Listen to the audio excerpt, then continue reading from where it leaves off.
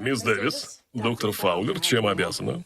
Вы были правы насчет того, что Нобелевская премия глобальнее меня, и вы правы, что я, нравится вам или нет, пример для подражания, но вы были неправы, когда усадили меня на скамью запасных. Я умная, способная и могу изменить ситуацию. Хорошо сказано, трудно поспорить. Вот именно, потому что я сильная женщина, пахнущая дезодорантом для сильных мужчин.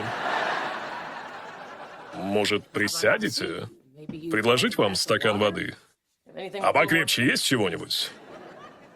Доктор Фаулер, это же отдел кадров.